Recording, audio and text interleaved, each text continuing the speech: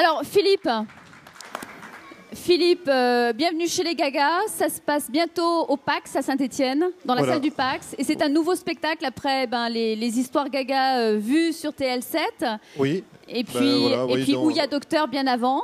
Voilà, Ouya Docteur. Alors c'est tout nouveau, c'est quoi exactement? Eh bien, bon, le Ouya Docteur nous avait donné une continuité qui a duré pendant 3 ans et qui nous a amené un peu sur toutes les scènes de la région, puis même jusqu'à Paris. Et puis ensuite, eh bien, j'avais eu le plaisir de travailler pour TL7 avec Véronique, d'ailleurs, qui est là, qui est le binôme. Et on a créé les histoires de l'art à partir de mots en gaga stéphanois. On a créé des personnages récurrents, puisqu'on a fait pratiquement 150 épisodes.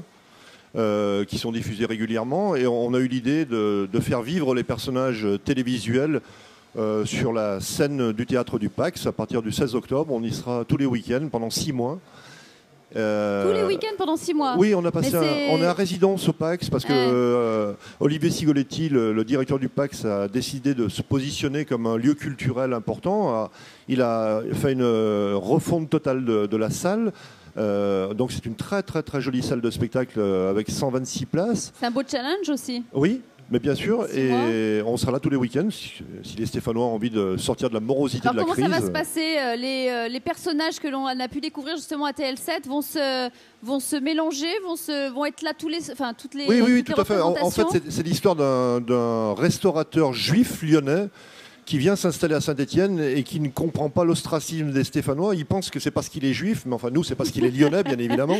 Et il va mettre le temps du spectacle à découvrir notre animosité envers les Lyonnais, croyant que c'est parce qu'il est juif, ce qui fait qu'il y a des clips. Enfin, moi qui suis d'origine arménienne, ça m'a permis aussi de faire pas mal d'humour un peu grinçant, etc., etc. Et on a des personnages ça se passe dans un cabaret, un restaurant cabaret, donc on retrouve le Petrus Bartasei et puis tous les personnages qui viennent présenter des numéros de cabaret minables, ringards et qui se font virer, voilà.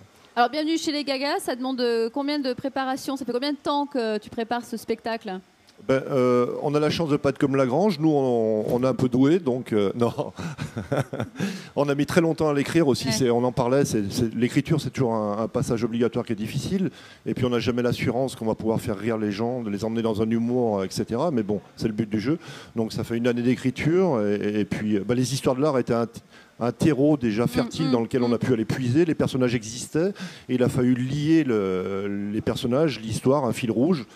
Enfin, voilà, et puis ensuite les répétitions, enfin bon, le travail classique. Un gros travail. Alors, je te souhaite autant de succès que pour Ouya Docteur. Ce serait extraordinaire, bien sûr. Ça avait super bien marché, on s'en souvient, et je suis sûre que ça fonctionnera bien. Sur Saint-Étienne, bien. on a fait plus de 25 000 spectateurs. Oui, donc il n'y a aucune raison pour pas que ça fonctionne. Je suis sûre que le public répondra présent. Ça commence le 16 octobre. 16 octobre au Pax. On peut réserver déjà?